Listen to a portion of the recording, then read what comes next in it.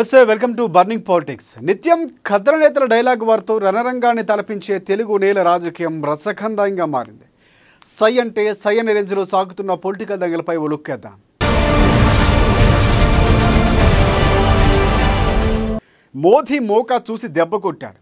Liquor scam కేసులో ఎట్టకేలకు కవిత arrest అయింది. దేశ రాజకీయాల్లో చక్రం తిప్పుదామని కదిలిన కేసీఆర్కి ఓటమి ఒకంత బాధ పెడుతూ ఉంటే తన గారాల పట్టి కవిత అరెస్టు మాత్రం నిద్ర పట్టకుండా చేస్తోంది. లిక్కర్ లీకులతో కారుబాసు పేరు హస్తినా గల్లీలో మారుమోగుతున్నాయి. ఫలానా వారి కూతురు అరెస్ట్ అయిందని వరుస కథనాలు కూతుర్ని కలవరు పెడుతూ ఉన్నా సారు మాత్రం నోరు మెదపటం లేదు.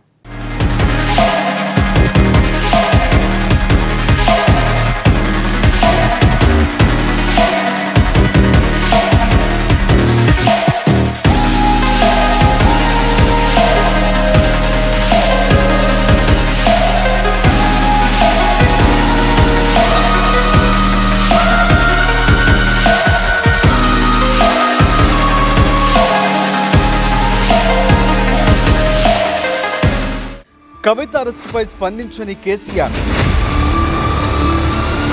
గతంలో కేంద్రంపై విరుచుకుపడిన కేసీఆర్,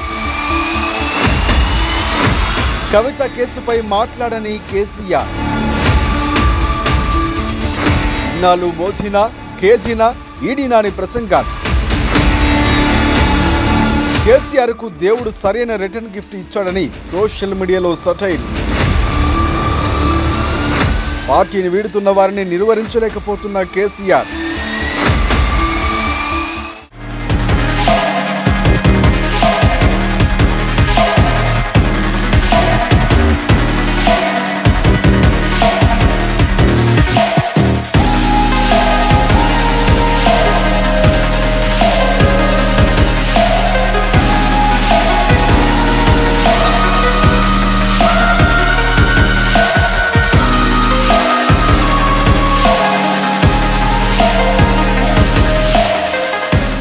రాష్ట్ర విభజనతో ఒక్కసారిగా దేశవ్యాప్త ప్రచారం పొందిన కేసీఆర్ మళ్ళీ చాలా కాలం తర్వాత జాతీయ వార్తల్లోకి ఎక్కారు.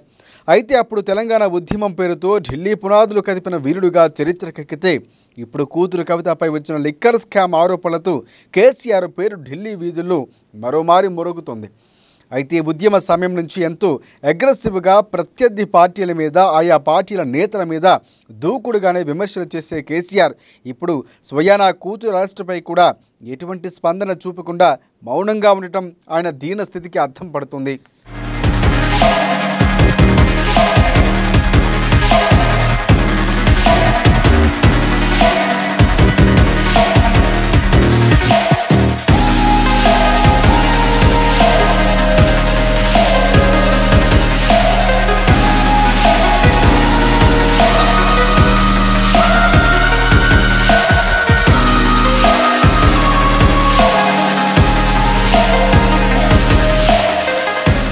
బీఆర్ఎస్ పార్టీ అధికారంలో ఉన్నప్పుడు కేసీఆర్ సీఎంగా ఉన్న సమయంలోనూ కేంద్ర ప్రభుత్వం మీద ప్రధానమంత్రి మోదీ పైన విరుచుకుపడిపోయారు కేసీఆర్.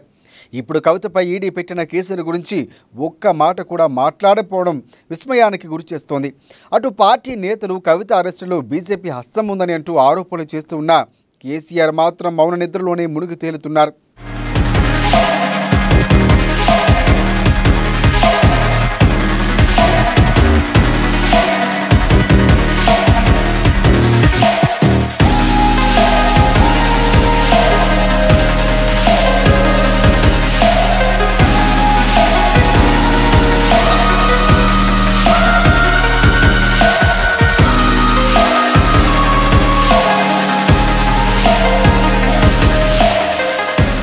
ఇన్నాళ్ళు మోడీనా కేడీనా ఈడీనా అంటూ రెచ్చిపోయిన కేసీఆర్ ఇప్పుడు మాత్రం ఏం చేయాలో తోచని నిస్సహాయ స్థితిలో ఉండిపోయారు. అధికారంలో ఉన్నప్పుడు ఆయన నాయకులు లాగేసుకుంటా ఆ పార్టీలు కలిపేసుకుంటా పక్క రాష్ట్ర రాజకీయాలలో తలదూర్చేస్తా రాజకీయ నాయకులు శాసించేస్తా అంటూ ప్రగల్భాలు పలికిన కేసీఆర్ ఇప్పుడు సొంత రాష్ట్రంలో జరుగుతున్న రాజకీయ సంఘటనలు కూడా ఎదుర్కోలేకపోతున్నారనే అపవాదులు మూట కట్టుకుంటున్నారు కేసీఆర్. యూట్యూబ్ ఛానల్ మధ్య వాళ్ళు వీళ్ళు మీ మీద ఇన్కమ్ ట్యాక్స్ దాడులు చేస్తారు, ఈడీ దాడులు చేస్తారు, ఈడీ కాకపోతే బోడీ దాడులు చేస్తారు. ఎవడదంటే నాకు అర్థం కాదు. ఎవరు భయపడతారా? ఈ బ్లాక్ మెయిల్ రాజకీయాలు భయపడతారా? కేసీఆర్ ఇట్లా ఈ ఈడీలకు బోడీలకు ఇన్కమ్ ట్యాక్స్లకు భయపడేది అయితే మేము 15 ఏళ్ళు ఉద్యమం చేద్దామా తెలంగాణ ఉద్యమం మేమా భయపడేది ఈ ఈడీ దాడులని సిబిఐ దాడులని తోక దాడులని బెదిరిస్తే కేసీఆర్ భయపడతాడా is it the way is this a propaganda these things do not work everywhere sorry దొంగలు లంగలు భయంకరంగా కరప్షన్ చేసిన వాళ్ళు స్కామ్స్టర్స్ వాళ్ళు భయపడతారు మేమేందుకు భయపడతామని నాకు అర్థం కాదు no way we care a pin issue కాదు కదా అది నేను ఏమంటున్నా అంటే హంగామా చేస్తారా ఎవరన్నా నిజంగా ఈడీ రేట్స్కి భయపెట్టేవాళ్ళు భయపడతారు ఈ పిట్ట బెదిరింపులకు ఈడీ బీడీ బెదిరింపులకు నీ బోడీ బెదిరింపులకు ఎవడు భయపడాడు దా మోస్ట్ వెల్కమ్ కామ్. గతంలో తన పార్టీ పైన కానీ తన కుటుంబం పైన కానీ ఏ ఒక్క విమర్శ చేసినా సహించలేని కేసీఆర్ తన మాటలతో ప్రత్యర్థిని చీల్చి చెండాడేవాడు. కానీ ఇప్పుడు సొంత కూతురు లిక్కర్ స్కామ్లో అడ్డంగా దొరికిపోయింది. కేసీఆర్ పాలనలో తెలంగాణను బంగారు తెలంగాణగా మారుస్తామంటూ హామీనిచ్చి కేసీఆర్ కుటుంబాన్ని బంగారు కుటుంబంగా మార్చుకున్నారంటూ అటు కాంగ్రెస్ ఇటు బీజేపీ పార్టీల నేతలు విమర్శలతో దుమ్మెత్తుపోస్తున్న మౌనమే తన సమాధానమన్నట్లు కేసీఆర్ వ్యవహరించడంతో కేసీఆర్ది బాధ భయమా అంటూ సర్వత్రా ఇప్పుడు చర్చ జరుగుతోంది.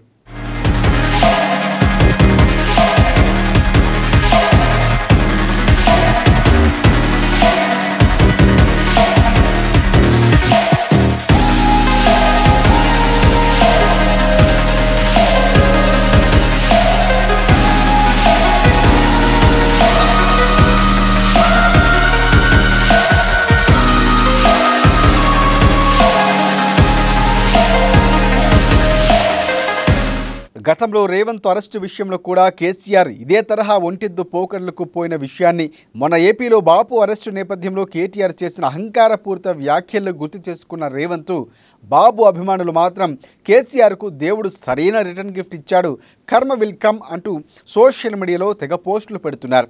కవిత ఇంట్లో సోదాలు, అరెస్టు, రిమాండు, విచారణ అంటూ ఈడీ అధికారులు ఒక పక్క చకచక పావులు కదుపుతూనే మరోపక్క ఆమె భర్త అనిల్కు కూడా విచారణకు హాజరు కావాలంటూ నోటీసులు ఇష్యూ చేశారు.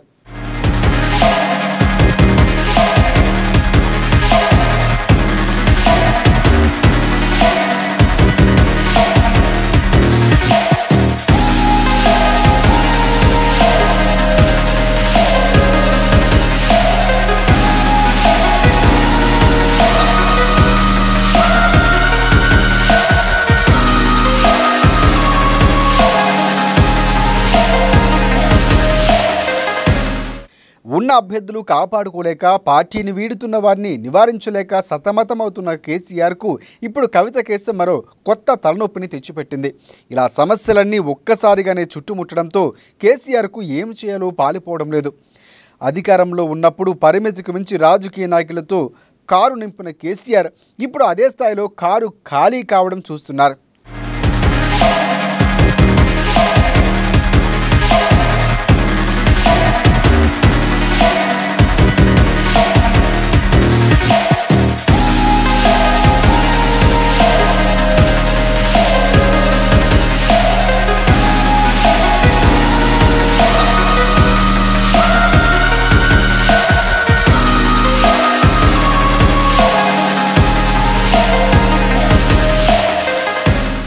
అలాగే తన పార్టీ ఏదో అక్షయ పాత్ర అన్నట్లుగా భావించి ఇక రాష్ట్రంలో ప్రతిపక్షం అనేది లేకుండా చేయాలి అని అనుకున్న కేసీఆర్కు దక్కిందేమిటి? ఆ పార్టీకి మిగిలిందేమిటి? అంటే కేసీఆర్కు కనీసం ప్రతిపక్ష నేత అనే హోదా అయినా మిగిలితే బీఆర్ఎస్కు ఆ గుర్తింపు కూడా మిగలలేదు. పార్టీ పేరు మార్పుతో జాతీయ రాజకీయాల్లో చక్రం తిప్పుదామని ఆశించిన కేసీఆర్ చివరికి స్కాములంటూ జాతీయ వార్తల్లో తేలారు. ఆరోపణలు ఎదుర్కొంటున్నది కవిత అయినప్పటికీ కవితకు ఉన్న బ్యాక్గ్రౌండ్ దృష్ట్యా కవిత పేరు కన్నా అక్కడ కేసీఆర్ పేరు ఇప్పుడు హైలైట్ అవుతుంది.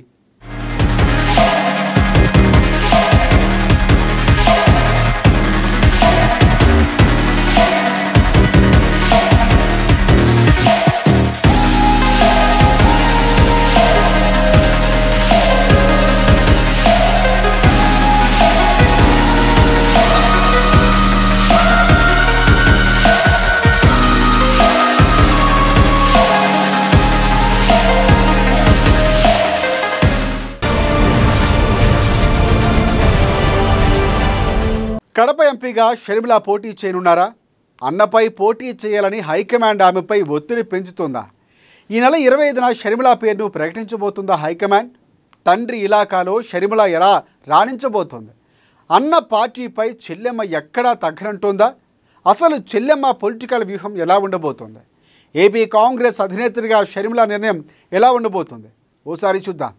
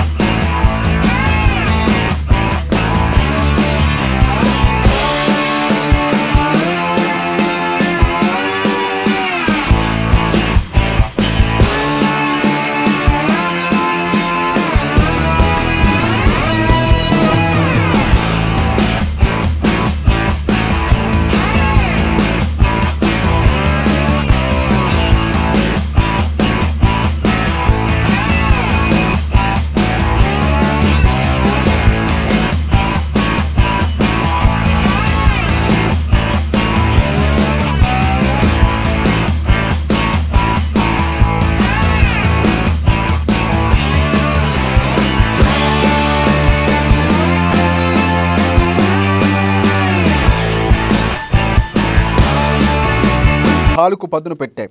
ఇప్పటికే అన్ని రాజకీయ పక్షాలు అభ్యర్థులు ప్రకటించేశాయి. వైసీపీ 175 అసెంబ్లీ, 25 పార్లమెంటు స్థానాలకు అభ్యర్థులు ఖరారు చేసింది. టీడీపీ పార్టీకి పొత్తులో భాగంగా అభ్యర్థులు ఖరారు చేశారు.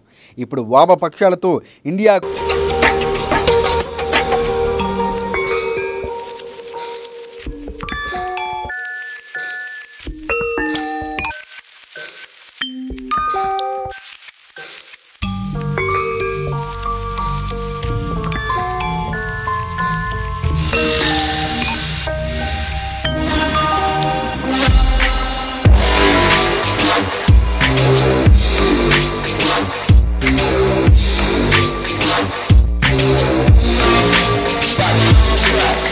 దాదాపుగా ప్రకటించేయగా కాంగ్రెస్ పార్టీ మాత్రం పోటీ చేయాలనుకుంటున్న అభ్యర్థుల నుంచి దరఖాస్తులు స్వీకరించగా ఇప్పటి వరకు ఎలాంటి ప్రకటన కూడా అయితే రాలేదు.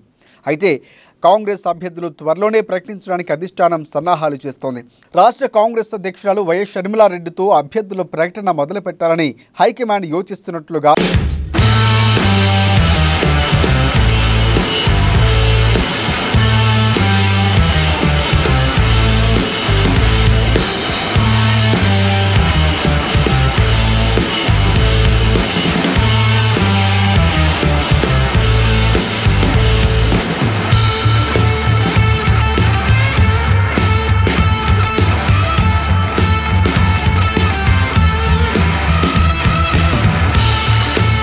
పోటీ చేయడం ఖాయంగా తేలుతోంది. వైఎస్ వివేకానంద రెడ్డి హత్య కేసులో వైఎస్ అవినాష్ రెడ్డి ఆరోపణలు ఎదుర్కొంటున్నారు. ఆయనకు ఈసారి జగన్ టికెట్ ఇవ్వరని ప్రచారం జరిగింది. వివేక హత్య కేసులో నిందితులు కావడంతో ప్రతికూల ప్రభావం ఉంటుందని భావించినట్లు వార్తలు వచ్చాయి. కానీ జగన్ అవేమీ పట్టించుకోలేదు. మరోసారి కడప ఎంపీ అభ్యర్థిగా అవినాష్ రెడ్డి పేరును ఖరారు చేశారు. దీంతో కాంగ్రెస్ పార్టీ కడప నుంచి షర్మిలను పోటీ చేస్తే మంచి ఫలితం ఉంటుందని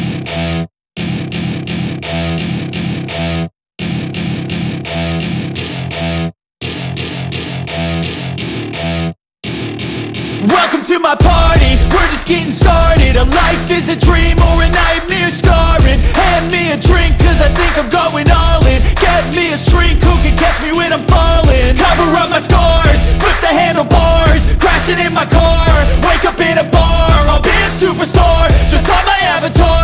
This world is so bizarre.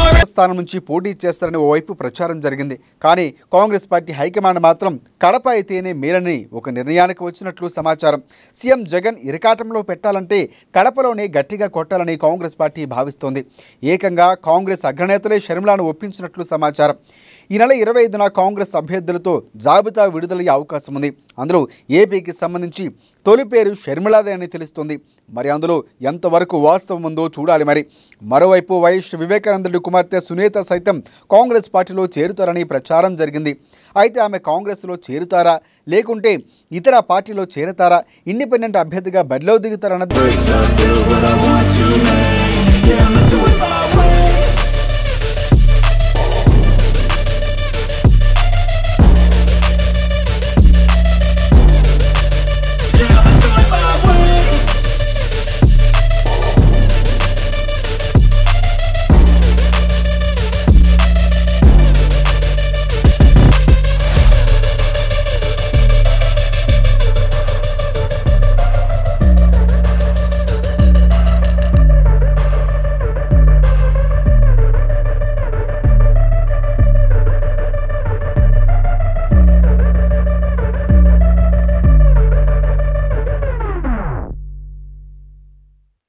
చెప్తున్నారు.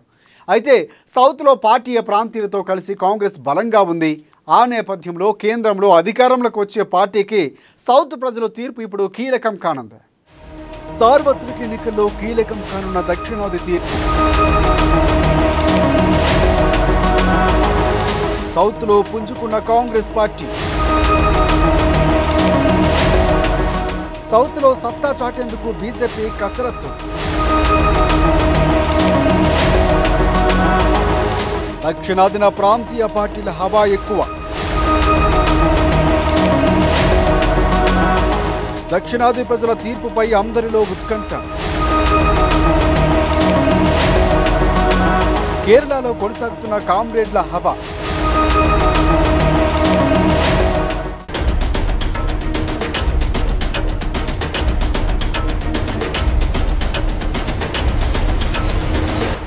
సార్వత్రిక ఎన్నికల్లో దక్షిణాదికి ఇప్పటి వరకు పెద్దగా ప్రాధాన్యత ఉన్నట్లు కనిపించదు. ఎప్పుడో ఎన్టీఆర్ హయాంలో తెలుగుదేశం పార్టీ లోక్సభలో అత్యధిక స్థానాలు ఉన్న పార్టీగా అవతరించి దాదాపుగా విపక్ష పాత్ర పోషించింది. అయితే అప్పుడు ఉన్నది ఉమ్మడి రాష్ట్రం. ఉమ్మడి ఆంధ్రప్రదేశ్లో 42 లోక్సభ స్థానాలు ఉన్నాయి. ఇప్పుడు రాష్ట్ర విభజన తర్వాత అవి 2 రాష్ట్రాల మధ్య విడిపోయాయి. తెలంగాణలో 17, ఏపీలో 25 అసెంబ్లీ స్థానాలు ఉన్నాయి. దీంతో తెలుగు రాష్ట్రాలకు జాతీయ స్థాయిలో ప్రాధాన్యత తగ్గింది. ఇక దక్షిణాది విషయానికి వస్తే ఇక్కడ చాలా వరకు ప్రాంతీయ పార్టీల హవా ఉండడంతో సార్వత్రిక ఎన్నికల్లో పెద్దగా ప్రాధాన్యత లేకుండా పోయింది.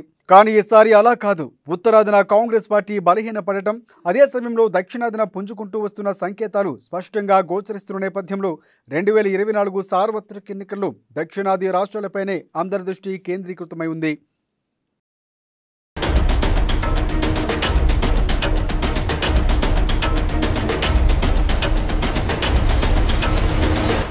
కాంగ్రెస్ పార్టీ ముక్త భారత్ అంటున్న బీజేపీకి ఇప్పుడు దక్షిణాదిలో కాంగ్రెస్ సాధిస్తున్న పట్టును దెబ్బతీయడం ప్రధాన టార్గెట్గా మారింది. అదే సమయంలో దక్షిణాదిలో పార్టీ బలహీనతను దక్షిణాదిలో అత్యధిక స్థానాల్లో విజయం సాధించడం ద్వారా భర్తీ చేసుకుని కేంద్రంలో అధికారం హస్తగతం చేసుకోవడానికి భాగస్వామ్య పక్షాలు ఆకర్షించాలన్న పట్టుదలతో కాంగ్రెస్ పార్టీ ఉంది. దీంతో సార్వత్రిక ఎన్నికల్లో దక్షిణాది రాష్ట్రాల్లో ఏ పార్టీకి ఎక్కువ ఆదరణ ఉంటుందన్న దానిపై కూడా కేంద్రంలో కొలువు తీరపోయే కొత్త ప్రభుత్వం ఏదన్నది తేలే అవకాశాలు ఉన్నాయని పరిశీలకులు సైతం విశ్లేషిస్తున్నారు.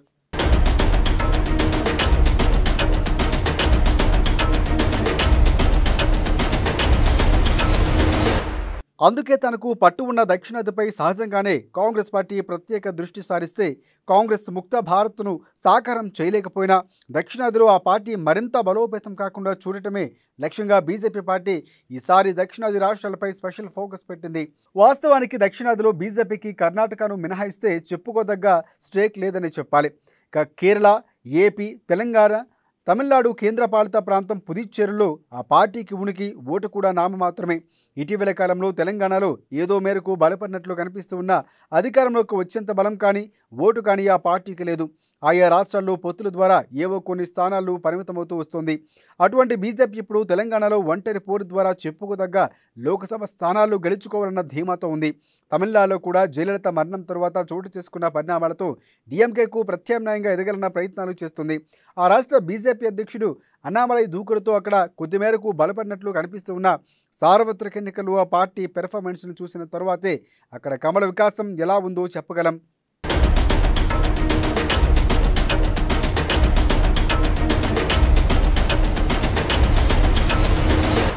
ఇక ఏపీలో బీజేపీ పరిస్థితి ఎక్కడ వేసిన గొంగలి అక్కడే అన్న చందంగా ఉంది. సొంతంగా బలోపేతమవడం సంగతి అటుంచి పొత్తు కుదుర్చుకున్నాక భాగస్వామ్య పార్టీల నుంచి ఓటు ట్రాన్స్ఫర్ అవడం అనుమానమే అంటూ కూడా పరిస్థితులు ఆ పార్టీ ఉంది. ఇక కేరళలో ఇప్పటికే వామపక్ష ఆధిపత్యమే కొనసాగుతుంది. దక్షిణాది రాష్ట్రాల్లో బీజేపీకి చెప్పుకోదగ్గ బలం ఉన్న రాష్ట్రం ఏదైనా ఉందంటే అది కర్ణాటక మాత్రమే. ఆ రాష్ట్రంలో మాత్రమే బీజేపీ సార్వత్రిక ఎన్నికల్లో డబుల్ డిజిట్ స్థానాలు దక్కించుకోవాలన్న విశ్వాసంతో ఉంది. కాంగ్రెస్కు దక్షిణాదిలో పెరుగుతున్న పట్టుకు చెక్ పెట్టడమే లక్ష్యంగా బీజేపీ ప్రత్యేక దృష్టి సారించడంతో ఈసారి సార్వత్రిక ఎన్నికల్లో దక్షిణాది రాష్ట్రాలకు ఇంపార్టెన్స్ పెరిగిందని చెప్పాలి. అందరి దృష్టి ఈ రాష్ట్రాలపైకే మళ్ళింది. ప్రతి రాష్ట్రం నుంచి లోక్సభలో కనీస ప్రాతినిధ్యం అన్న లక్ష్యంతో బీజేపీ పావులు కదుపుతోంది. మరి దక్షిణాది ఓటర్లు ఏ తీర్పు ఇస్తారన్నది వేచి చూడాల్సిందే.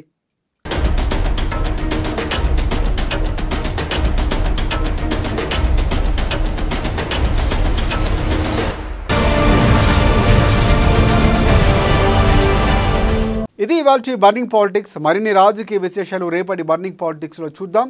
అంతవరకు చూస్తూనే ఉండండి అమా న్యూస్.